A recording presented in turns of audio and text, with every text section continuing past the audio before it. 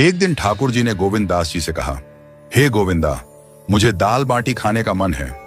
गोविंद दास जी चकित होकर बोले, प्रभु, आप तो 56 भोग पाते हैं, फिर दाल बाटी जैसी साधारण चीज क्यों?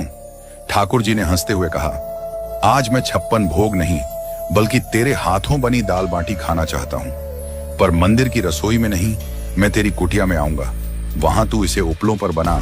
गोविंद दास जी ने ठाकुर जी की आज्ञा स्वीकार की और चुपचाप तैयारी करने लगे। उन्होंने इस बात को मंदिर के अन्य सेवकों से छिपा कर रखा, क्योंकि ऐसा मानना था कि ठाकुर जी मंदिर के बाहर नहीं जाते। गोविंद दास जी ने गिरिराज जी की तलहटी में अपनी कुटिया के पास उपलों पर बाटी सेंकी और दाल बनाई। उसी समय ठाकुर जी ने एक और लीला रची। गिरिराज पर्वत की तलहटी में एक भक्त प्रतिदिन झाड़ू लगाता था। वह गरीब था और मंदिर में प्रवेश वर्जित था। वह केवल दर्शनार्थियों से पूछता कि ठाकुर जी आज किस पोशाक में हैं, और अपनी कल्पना में उनका स्वरूप देखता। वह ठाकुर जी से प्रार्थना करता, हे नाथ, मुझे दर्शन दीजिए।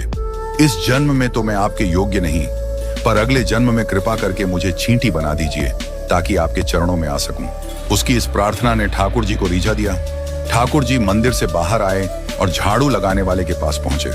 उन्होंने उसे पुकारा, अरे भाई, मेरे पैर में कांटा लग गया है, जल्दी आकर इसे निकालो। भक्त ने ऊपर देखा तो नीली पोशाक, मोतियों की माला और चांदी का मुकुट पहने ठाकुर जी को देखकर स्तब्ध रह गया।